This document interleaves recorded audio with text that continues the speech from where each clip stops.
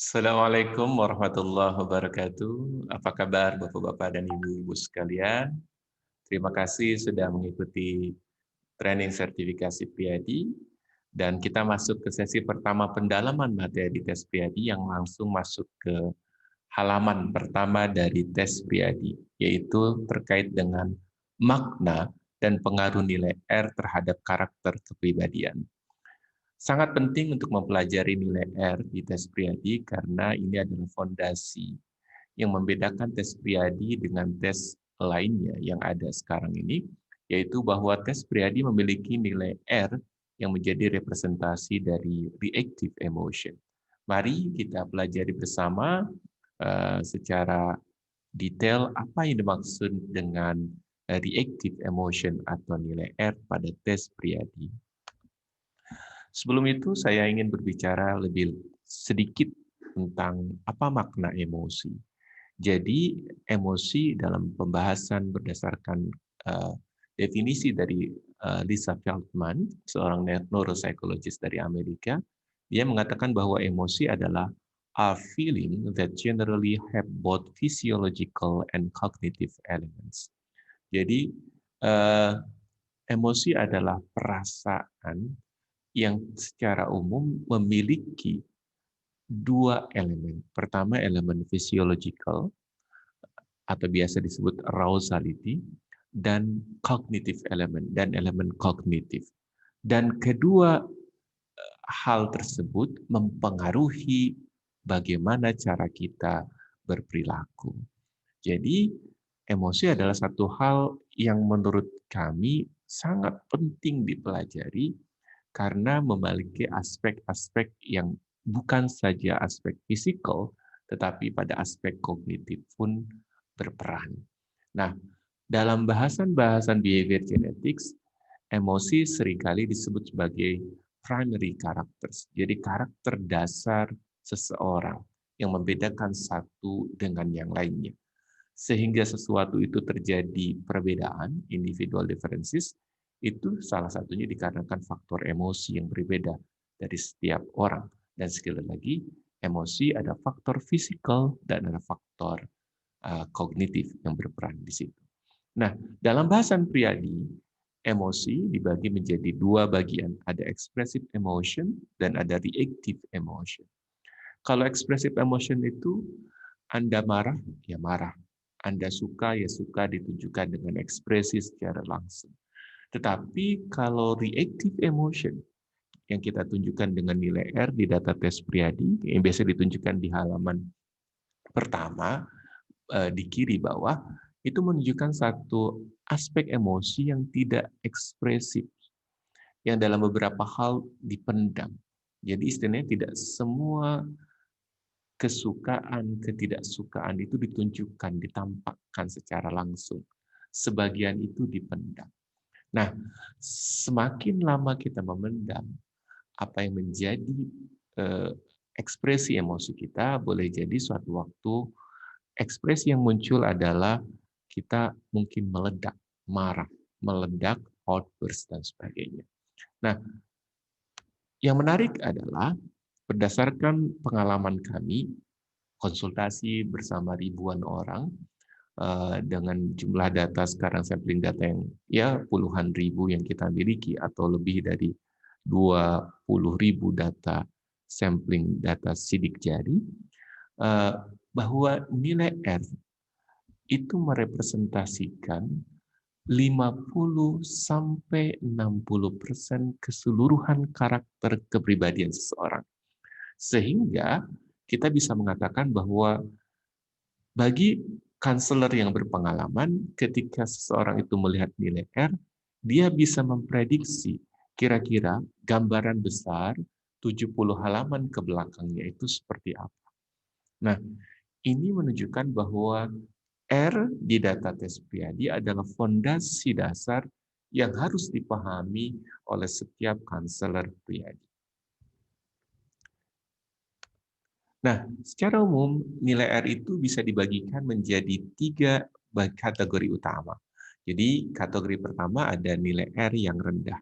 Nilai R-nya itu dari 0 sampai ke 33%. Pada kategori ini nilai R dikatakan rendah. Nilai R dikatakan menengah kalau dia berada pada kategori 34 sampai 63% nilainya. Nah, kalau nilai R dikatakan tinggi kalau dia lebih dari 60% di data tes Priadi. Nah, secara umum, makna dari rendah, menengah, dan tinggi ini berefek kepada karakter kepribadian seseorang. Nanti kita akan bahas. Oke, kita akan berbicara satu hal yang penting menurut saya. Apa implikasi positif terkait dengan kenaikan nilai R terhadap karakter kepribadian? Jadi kita bicara tentang implikasi positif. Jadi semakin tinggi nilai R, saya tunjukkan dengan warna biru dan warna purple yang menunjukkan bahwa kalau biru tadi kategorinya menengah, kalau purple itu kategorinya tinggi. Nah, semakin tinggi nilai R, secara umum akan menguatkan beberapa hal di data tes Priadi. Jadi di bangunan dasar kepribadiannya itu akan terlihat berbedanya seperti apa. Jadi yang pertama, nilai R yang menguat akan membuat nilai organized brain juga menguat. Sehingga ada kecenderungan kalau seseorang memiliki nilai organized brain yang menguat, ada kecenderungan potensi seseorang untuk bekerja on target, detail dan terstruktur sangat kuat. Jadi nilai R yang tinggi akan membuat seseorang tampak lebih merencanakan, tampak lebih detail, terstruktur dalam pemecahan masalah. Yang kedua, nilai R yang menguat akan juga menguatkan nilai need to control others. Jadi pada bangunan papikoustic, bangunan personality and preference, yang akan menguat seandainya nilai M menguat itu salah satunya yaitu nilai need to control others, yaitu keinginan seseorang untuk lebih kompetitif, tidak mau kalah dan dominan kepada orang lain.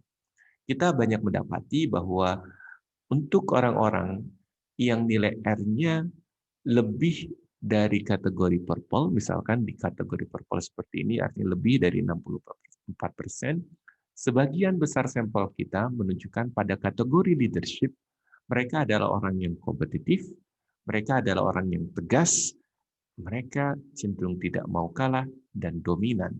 Artinya dalam beberapa hal, nilai R yang menguatkan nilai leadership seseorang.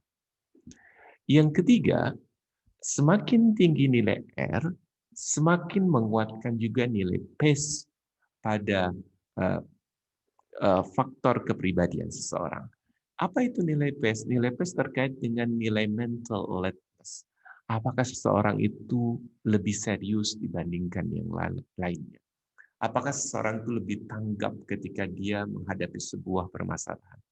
Dan yang paling penting bahwa nilai PACE yang tinggi akan menguatkan nilai sense of urgency, kepekaan seseorang terkait satu hal yang penting, sehingga seseorang dianggap tadi tanggap menyelesaikan atau mengantisipasi permasalahan. Nilai positif lainnya ketika nilai R itu menguat yaitu adalah nilai need to finish a task juga menguat. Nilai need to finish a task itu terkait dengan seberapa fokus Anda ketika Anda diberi tanggung jawab sehingga Anda dinilai deliver, mampu tuntas menyelesaikan tanggung jawab Anda. Sekali lagi, nilai R yang menguat akan membuat seorang itu terlihat lebih fokus pada passion tertentu, tuntas bekerja, dan tampak lebih saksama. Kalau kita perhatikan, implikasi positif dari kenaikan nilai R ini banyak. Makanya penting bagi semua konselor untuk memahami nilai R ini secara lebih mendasar. Nah, kalau tadi kita bicara tentang implikasi positif, lalu apa implikasi negatif seandainya seorang itu nilai R-nya itu ketinggian atau nilai R-nya itu menguat? Nah, secara umum sama masih dengan warna biru dan warna purple, implikasi negatif Ketika seseorang itu menguat nilai R-nya, yang pertama, seseorang itu dinilai egois, berpikir atas dasar kepentingan pribadinya. Ada kecenderungan dia lebih self-center, lebih banyak memikirkan urusan tentang dirinya. Itu yang pertama. Yang kedua, aspek negatif yang mungkin muncul bersamaan dengan kenaikan nilai R, yaitu pada sebagian kasus, nilai R yang sangat tinggi menguatkan potensi autism. Dalam artian bahwa nilai R yang menguat sampai ke level lebih dari 90% pada keseluruhan nilai R yang totalnya 100%, ada kecenderungan menguatkan potensi autism, yaitu potensi seseorang terlihat kikuk atau tidak terlalu suka melakukan sosialisasi. Gitu. Kalau di masa kecil. Nah, pada kasus lainnya, nilai R yang tinggi juga menguatkan nilai need to be forceful, kecenderungan seseorang untuk agresif saat diserang, dan kecenderungan seseorang untuk memiliki harga diri yang tinggi, sehingga dia tampak sensitif seandainya orang lain itu mengganggu dia. Nah, berikutnya, implikasi negatif berikutnya yaitu pada sebagian kasus, nilai R yang tinggi juga menurunkan fungsi empatik, simpatik, dan solidaritas kelompok seseorang. Sehingga ada kesan kalau nilai R kita terlalu kuat, kita dianggap kurang peduli sama orang-orang sekitar kita. Atau kita hanya peduli menurut apa yang menjadi fokus perhatian kita. Seakan-akan kita asyik sendiri. Nah, terutama jika nilai R yang tinggi disertai dengan fungsi arousal emosi yang tinggi. Jadi pada kasus ini, catatannya yaitu pada kasus orang yang cenderung lebih emosional dan tinggi nilai R-nya, ada kesan orang tersebut terlihat nilai R itu membuat dia kurang empatik, kurang simpatik, dan cenderung egoisnya menguat. Nah, jika nilai R kita berwarna hijau, apa maknanya? Ini penting. Karena R hijau itu artinya R-nya rendah. Nah, pada sebagian kasus terlihat memiliki nilai need to control others yang cukup tinggi, yang kurang tinggi. Artinya ada kesan kalau nilai R seseorang itu terletak di warna hijau, ada kecenderungan nilai need to control others-nya, kecenderungan dia untuk mengontrol, mengarahkan seseorang mencapai sebuah tujuan, itu terlihat juga menurun. Maknanya, kalau nilai R seseorang terletak di warna hijau, ada indikasi orang tersebut kurang tegas, nggak enakan terhadap orang lain, dan ini yang paling penting, kadang mudah iba, mudah kasihan kepada orang lain. Sehingga dalam beberapa hal, nilai R yang terletak di warna hijau ada indikasi positif menguatkan kecenderungan seseorang untuk terlihat kurang tegas atau nggak enakan kepada orang sekitarnya. Nah, berikutnya,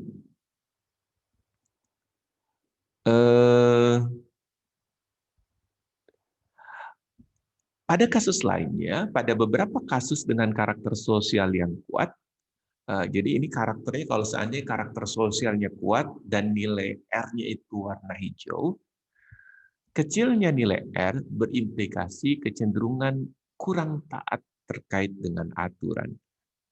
Kecenderungan seseorang terlihat lebih rileks, mudah teralihkan, kurang suka bekerja dalam sebuah sistem, dan kecenderungan menunda menyelesaikan pekerjaan.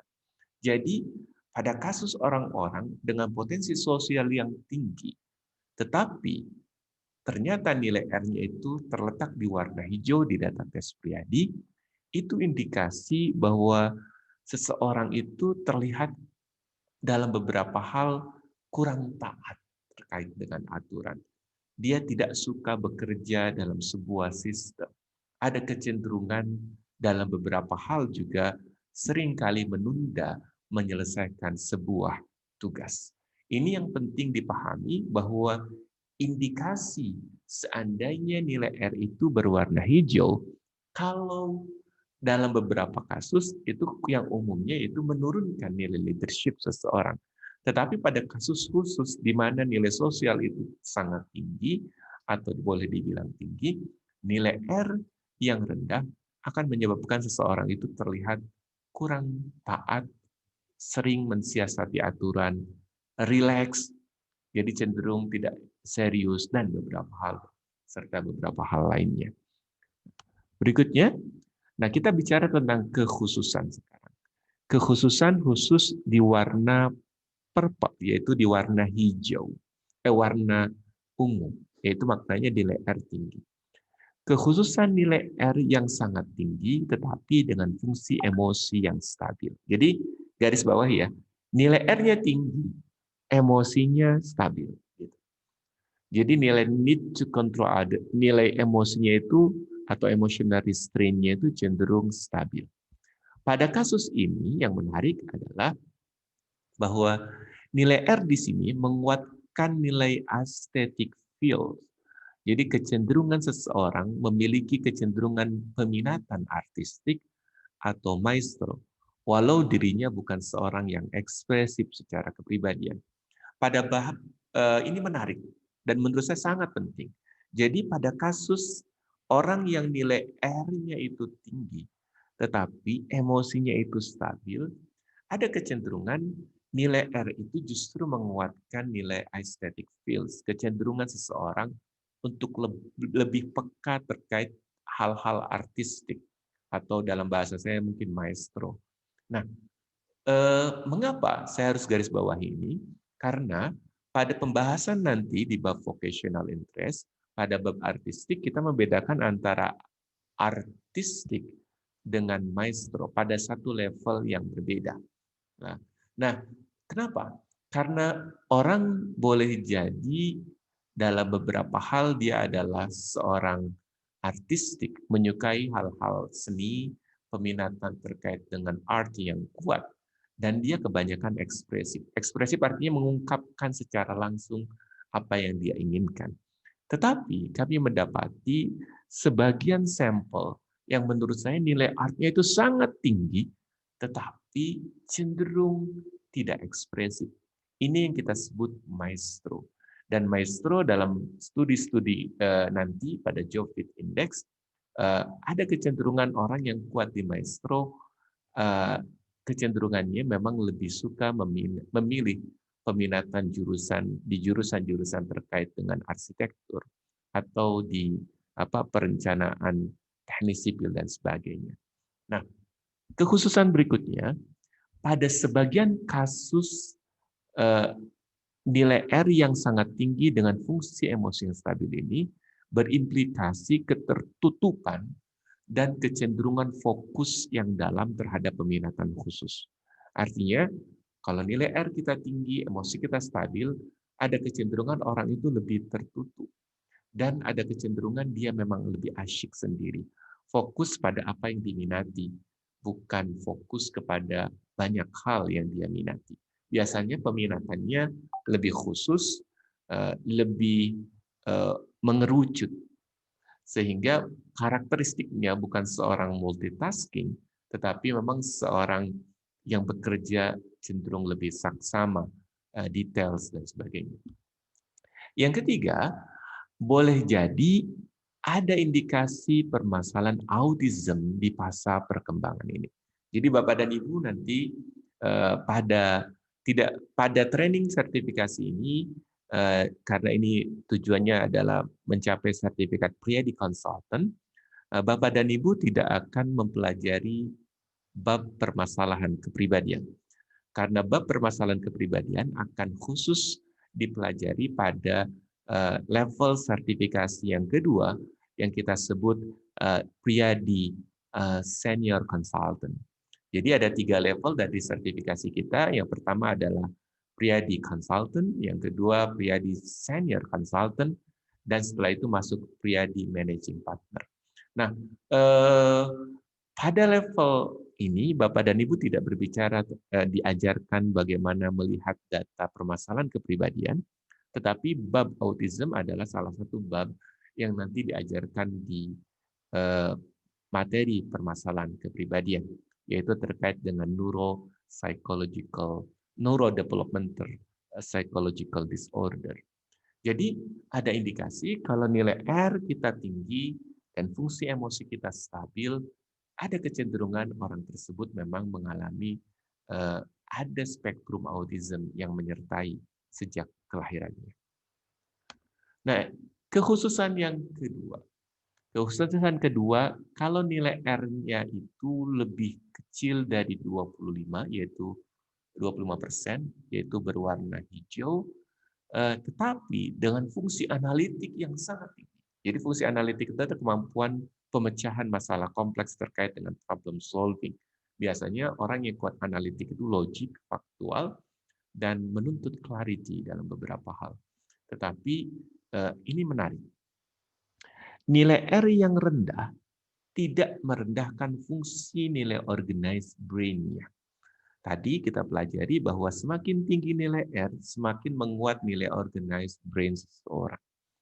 Tetapi pada kasus nilai R yang rendah, namun dengan fungsi analitik yang tinggi, nilai R yang rendah tidak merendahkan fungsi nilai organized brain seseorang. Dan juga tidak menurunkan kecenderungan seseorang untuk taat kepada aturan. Jadi tadi kita juga mengatakan bahwa orang yang rendah dengan aspek nilai R-nya itu rendah, warna hijau, dan sosialnya tinggi, memang nilai R itu berimplikasi bahwa seseorang itu akan terlihat lebih tidak mentaati aturan atau seringkali mensiasati aturan. Tetapi pada khususan nilai R yang rendah, namun dengan fungsi analitik yang tinggi dalam beberapa hal justru nilai R yang rendah itu tidak menyebabkan seseorang fungsi nilai organized brain-nya merendah. Demikian juga terkait dengan ketaatan. Pada kasus ini, rendahnya nilai R cenderung merendahkan arousal emosi dan kecenderungan gerak serta fase kompetisi akademik. Setelah fase kompetisi akademik. Ini yang menarik.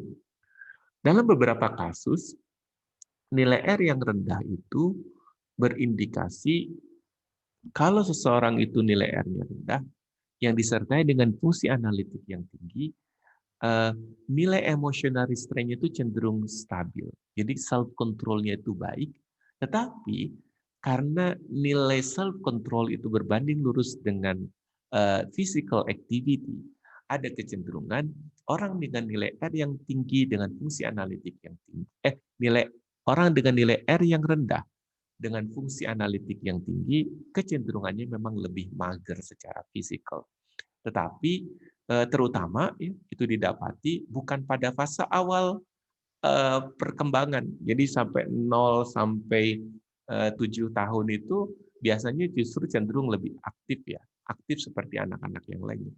Tetapi ada kecenderungan orang nilai R-nya rendah dan fungsi analitiknya tinggi setelah dia mengenal fase kompetisi akademik, karena biasanya dia orangnya brainy, cerdas, ada kecenderungan dia cenderung lebih malas gerak dalam beberapa hal. Berikutnya, nah kekhususan yang ketiga adalah kekhususan khusus untuk orang yang memiliki nilai R yang tinggi dan di fase menengah, tetapi lebih dari 45%. Kekhususan nilai R menengah mengarah ke tinggi, tetapi dengan fungsi kepemimpinan dan emosi juga yang tinggi. Maknanya leadership-nya kuat, emosinya juga kuat.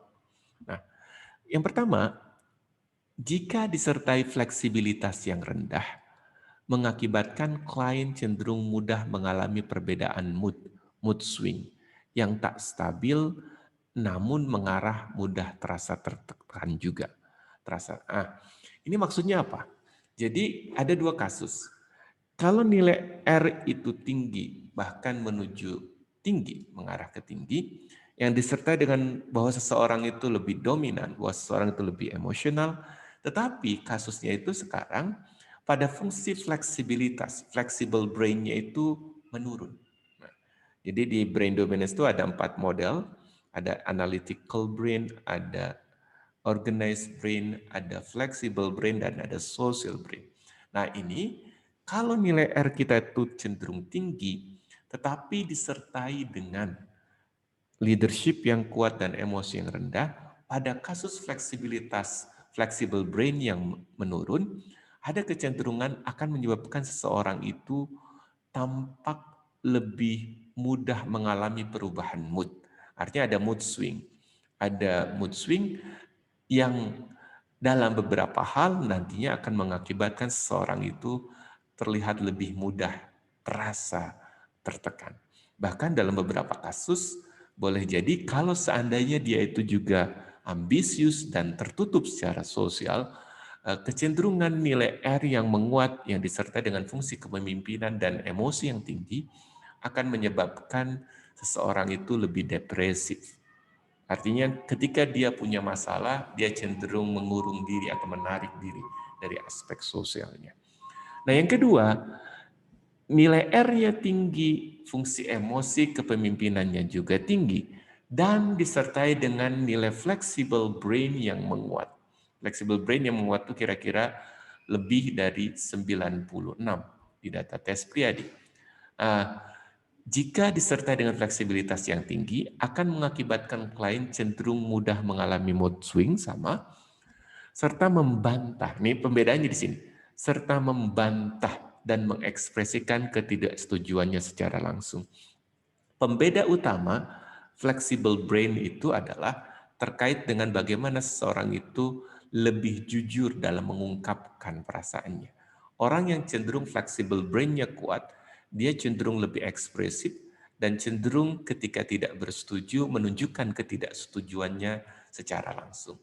Ini yang membedakan, sekali lagi, pada fungsinya sama-sama cenderung lebih moody, tetapi yang satu menunjukkannya secara langsung, tapi kalau yang satu lagi, yang flexible brain-nya itu cenderung rendah, dia tidak menunjukkannya, tetapi orang lain paham dia mood-nya sedang tidak baik. Dalam beberapa kasus, dengan fungsi fleksibilitas yang tinggi, berefek kepada kecenderungan emosi membuncah, outburst yang kuat, dan terlihat lebih ambigu secara emosi, atau bahkan seseorang itu cenderung mengalami kompleksitas kepribadian. Jadi ini yang kita sebut mengarah kepada bipolar dalam beberapa hal. Dalam bahasan, sekali lagi, dalam bahasan permasalahan kepribadian, pada sesi training pria di senior consultant nantinya, Bapak dan Ibu akan mempelajari sisi permasalahan kepribadian pada aspek roots-nya, pada aspek akar permasalahannya. Apakah itu karena permasalahan enthusiasm, jadi karena antusiasme yang berlebih, atau lebih karena faktor permasalahan organisasi yang berlebih dan sebagainya dan sebagainya. Nah, terakhir kalau kita ternyata sudah terakhir. Jadi ini adalah bahasan sekali lagi tentang nilai R. Jadi Bapak dan Ibu harus mempelajari ini dengan lebih baik. Mudah-mudahan Bapak dan Ibu bisa mengerti, dan jika ternyata ada pertanyaan boleh bisa chat langsung kepada saya. Terima kasih. Assalamualaikum warahmatullahi wabarakatuh.